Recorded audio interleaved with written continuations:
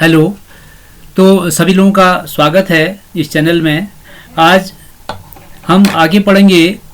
उत्पादन फलन हमने कल पढ़ा, उसके बाद उत्पत्ति के जो नियम या परिवर्ती अनुपात का नियम हम पढ़ रहे हैं। दो प्रकार के नियम थे उसमें, एक परिवर्ती अनुपात का नियम, दूसरा पैमाने के प्रतिफल। इसको हम अल्पकालीन उत्पादन फलन भी कहते हैं, पैमाने के प्रतिफल को। इसको इस प्रकार से हम समझ सकते हैं। देखिए, जैसे माना एक किसान के पास इतना बड़ा खेत है, हम कह सकते हैं उसके पास माना 10 नाली खेत है। इस खेत को में काम करने के लिए उसने उत्पादन करना है। उत्पादन करने के लिए उसने 50,000 की पूंजी लगाई, जो भी आवश्यकताएं उसमें जो बीज है, इन चीज़ें खरीदी और एक मजदूर काम पर लगा दिया। तो अब जो उसके पास खेत है वो स्थिर है, जो पूंजी लगी है कुछ समय के लिए वह स्थिर है, बीच में बदल नहीं सकता उसको। तो मजदूर काम पर लगाया, उसने देखा कि जो मजदूर मैंने काम पर लगाया है वह जो पूरा काम कर रहा है, तो उस काम करने के परिणाम स्वरूप जो उत्पादन है वह बहुत कम हो रहा है। उत्पादन उसने देखा कि एक मजदूर काम पर है तो उत्पादन केवल 2 कुंटल उत्पादन हो रहा है। तो उसने सोचा कि थोड़ा मजदूर बढ़ाऊं, क्योंकि ये मजदूर पूरा काम नहीं कर पा रहे हैं। 2 मजदूर किए उसने, तो मजदूरों की संख्या 2 करने पर उत्पादन 3 कुंटल हो गया। और उसने फिर मजदूर बढ़ाए, 3 मजदूर किए, उत्पादन 5 कुंटल हो गया। और इसके बाद फिर 4 मजदूर किए, वो और नहीं बढ़ा सकता इस बीच में, भूमि का टुकड़ा सीमित है और जो आपके ये पूंजी लगी है वह सीमित है। तो अगली बार उसने फिर 4 मजदूर किए तो उत्पादन 6 हो गया, 6 कुंटल हो गया। अब मजदूर और बढ़ाए, 5 किए उसने, उत्पादन 6 ही रहा। और मजदूर बढ़ाए, 6ठे मजदूर में उत्पादन उसका फिर से घट के 5 हो गया। अब इसमें आप देख रहे हैं कि एक मजदूर है तो 2 कुंटल, मजदूर जैसे जैसे बढ़ रहे हैं उत्पादन बढ़ रहा है, पहले बढ़ रहा है, क्योंकि ऐसी स्थिति है एक मजदूर सभी काम में सब जगह नहीं पहुंच पा रहा है, इसलिए फसल का जो उत्पादन होना है वो सही ढंग से नहीं हो पा रहा है, इसलिए उत्पादन कम था। जैसे जैसे मजदूर बढ़ाए तो उनका हर मजदूर ने अपना अपना काम सही ढंग से करना शुरू किया। उन्होंने अपना काम बांटा कि कौन गुड़ाई कर रहा है, कौन उसमें निराई कर रहा है, कौन खेत जोतेगा, कौन उस रखवाली करेगा। इस प्रकार से उन्होंने काम बांटा तो उत्पादन मैक्सिमम 6 कुंटल तक हुआ। उसके बाद फिर मजदूर बढ़ाया उसने, उत्पादन फिर नहीं बढ़ा। यहाँ पर जो उत्पादक था उसको समझना चाहिए था कि अब उत्पादन नहीं बढ़ रहा है, मैंने मजदूर नहीं बढ़ाना चाहिए, लेकिन उसने फिर और मजदूर बढ़ाया तो उत्पादन घट के 5 कुंटल रह गया। इसका मतलब यह है कि अब ऋणात्मक में जा रहा है, सीमांत उत्पादन ऋणात्मक हो रहा है। तो अब हम देखते हैं इसमें कि उस उत्पादन करने के लिए कितने मजदूर आवश्यक थे, यह उसकी सीमा थी। उसके बाद भी मजदूर लगाए तो वह उत्पादन न होकर के उसको उसका नुकसान हो रहा है। तो इसी चीज को हम एक यहाँ पर कहेंगे उत्पत्ति ह्रास नियम जिसे कहते हैं हम, उसमें हम देखेंगे किस प्रकार से उत्पत्ति ह्रास नियम काम करता है। अब इसमें हम देखते हैं उत्पत्ति ह्रास नियम, अर्थात उत्पादन पहले बढ़ रहा है और बढ़ते हुए जब उत्पत्ति ह्रास नियम को हम परिवर्तनशील अनुपात का नियम भी कहते हैं या परिवर्ती अनुपात का नियम भी कहते हैं। पहले जब हमने देखा कुछ साधन स्थिर रखे थे, उत्पादन के कुछ साधनों को स्थिर रखते हुए केवल एक साधन की जब मात्रा को बढ़ाते हैं तो उत्पादन की मात्रा पहले बढ़ती है, फिर स्थिर होती है, अंत में गिरने लगती है। अंत में स्थिति आती है कि जो सीमांत उत्पादन है वह ऋणात्मक होता है और कुल उत्पादन गिरने लगता है। तो इस अवस्था को हम कहते हैं उत्पादन का जो उत्पत्ति ह्रास का नियम या परिवर्ती अनुपात का नियम भी कहते हैं। और इसका जो कारण है वह है श्रम विभाजन और विशिष्टीकरण। अर्थात जब एक आदमी, हमने देखा कि पूरे खेत में हर काम नहीं कर पाता है, तो 3-4 लोग लगे हैं तो सब लोगों ने अपना काम बांट लिया, इस प्रकार से वह अपना अपना काम कर रहे हैं। तो यह उत्पत्ति ह्रास नियम है। अब इसकी देखिए मान्यताएं क्या क्या हैं, हम देखेंगे आगे।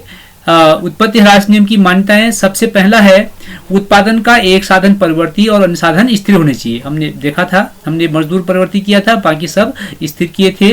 परिवर्ती साधन की सभी इकाइयां समरूप होनी चाहिए। अब इसमें ध्यान देना था कि जो परिवर्ती साधन है, जो मजदूर था, उसकी सब इकाइयां समरूप होनी चाहिए। अर्थात मजदूर जो काम करने की क्षमता है उन सबकी एक सी इकाई होनी चाहिए, अर्थात एक जैसी क्षमता होनी चाहिए काम करने, तब यह नियम लागू होगा। और तीसरा, तकनीक स्तर में कोई परिवर्तन न हो, अर्थात जो उत्पादन की तकनीक है उसकी, अगर परंपरागत तकनीक है तो उसी तकनीक से काम कर रहा है, और तकनीक की परिवर्तन किया है, नई तकनीक लाया है, तो फिर नई तकनीक से काम कर रहा होना चाहिए उसको। और अगला आपका है, जो स्थिर साधन अविभाज्य होने चाहिए, सीमित और दुर्लभ होने चाहिए। अर्थात जो स्थिर साधन अविभाज्य मतलब जो खेत हमारे पास था वह छोटे खेत में उत्पादन नहीं कर सकता। अगर छोटे खेत में करता, हो सकता एक आदमी काम कर लेता, लेकिन यहाँ पर हम एक शर्त यह भी रखते हैं, मान्यता रखते हैं, ये शर्तें होती हैं लागू होने की। तो एक है कि ये जो स्थिर साधन है वह अविभाज्य होने चाहिए, उनमें चेंजिंग नहीं, उनको हम बांट नहीं सकते हैं। तो आगे देखिए, अब हम इसके जो 3 अवस्थाएं पढ़ी थी हमने, पहला हम साधन के बढ़ते प्रतिफल हम देखा था। एक मजदूर जब हमने काम में लगाया तो वह निरंतर उत्पादन बढ़ा रहा था, जैसे 2 लगे उत्पादन बढ़ा, 3 लगे उत्पादन बढ़ा, और जैसे जैसे मजदूर बढ़ रहे हैं उत्पादन बढ़ रहा था। इसको हम बढ़ते प्रतिफल की अवस्था कहते हैं।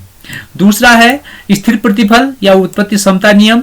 इसमें देखा हमने कि एक बार उत्पादन, जो कुल उत्पादन था वह स्थिर हो गया था, उसको हम स्थिर प्रतिफल या समता नियम कहेंगे, और अंत में कुल उत्पादन भी घटने लगा है। सीमांत तो माइनस हो जाएगा, अभी देखेंगे हम आगे, कुल उत्पादन भी घटने लगता है। और इस पहली अवस्था को हम व्याख्या करते हैं, जिसको हम बढ़ते प्रतिफल की अवस्था कहते हैं।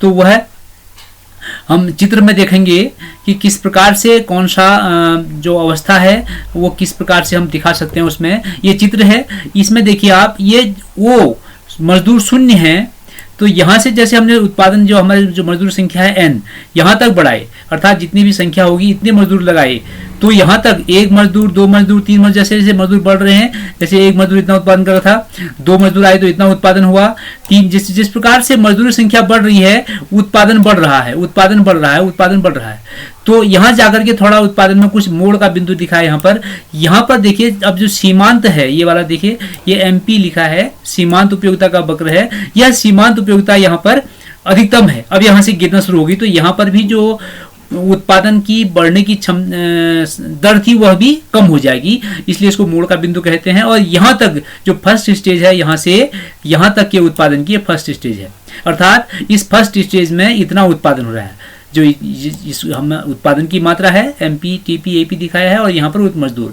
जो ON मजदूर हैं, इनको हम 10 मजदूर मान सकते हैं, या जो भी माने वह माना, यहाँ पर 25 कुंटल का उत्पादन कर रहे हैं, इसको हम 25 मान लें। तो अब और आगे मजदूर, इसको हम आगे देखते हैं, एक चीज में और देखें, ये आपका, ये देखिए, ये हम सारणी बनाई है, सारणी में देखिए एक मजदूर था, अब थोड़ा आंकड़े बदल गए यहाँ, एक परिवर्तनशील साधन, इसको हमने मजदूर कहा था, कि जो मजदूर था उसको हमने परिवर्तनशील किया था, मजदूर 1 था, तो कुल उत्पादन उसमें 6 है, औसत भी 6 ही है, और सीमांत भी 6, अर्थात औसत क्या है, कुल में संख्या का भाग दिया तो औसत आ गया, 6 में 1 का भाग 6, और अकेला है तो 6 ही रह गया। अब मजदूर 2 हुए, कुल उत्पादन 16 हो गया। अब देखिए इसमें कुल उत्पादन 16 है, बहुत बड़ा है, औसत भी बढ़ के 8 हो गया है, सीमांत बढ़ के 10 हो गया, अर्थात इस एक ने 6 किया, 2 ने 16 किया, दूसरे के आने से कितना बड़ा है, दूसरे के आने से 10 इकाई बड़ी, इसको हम सीमांत कहेंगे। अब 3 मजदूर लगाए काम में तो कुल उत्पादन 30 हो गया है। यहाँ पर देखिए औसत भी बढ़ गया है, सीमांत भी बढ़ा है, और यहाँ सीमांत मैक्सिमम यहाँ पर दिख रहा है, सीमांत अगली में घट रहा है, तो सीमांत भी बढ़ गया है यहाँ पर। तो 3 मजदूर आए तो 2 मजदूर ने क्या था, 16 उत्पादन, तीसरे मजदूर आने से 14 कुंटल का उत्पादन बढ़ गया है, तो यह सीमांत है, और औसत में कुल में भाग दिया 3 का तो औसत हो गया। अब चौथा मजदूर लगाया, चौथा इकाई हमने बढ़ाई, हम एक साधन की मात्रा को लगातार बढ़ा रहे हैं। ध्यान देना, इस नियम का यह भी है जो शुरू में मैंने कहा था आपसे, कि हम अन्य साधन स्थिर रख रहे हैं, केवल एक साधन की मात्रा को निरंतर बढ़ा रहे हैं। तो यह आपकी प्रथम अवस्था है। देखिए इसमें अब आपका 40 उत्पादन कुल है, औसत 10 में औसत स्थिर हो गया। अब यहाँ अब देखिए औसत स्थिर हो गया है, औसत की मात्रा स्थिर 10 की 10 रहेगी, और सीमांत घटने लगा है। इसी को मोड़ का बिंदु कहा था, जहां पर सीमांत घट रहा था। देखिए ये स्थिति थी। तो इससे आगे हम सेकंड स्टेज नए वीडियो में हम देखते हैं, जरूर उसको लिंक करेंगे, मैं साथ ही लिंक करूंगा इसको, और जो अगला वीडियो होगा उसमें दूसरी और तृतीय अवस्था देखेंगे, क्योंकि 10 मिनट की समय सीमा है वह खत्म हो रही है। ठीक है, आगे देखते हैं स्टेज 2 और स्टेज 3। ओके।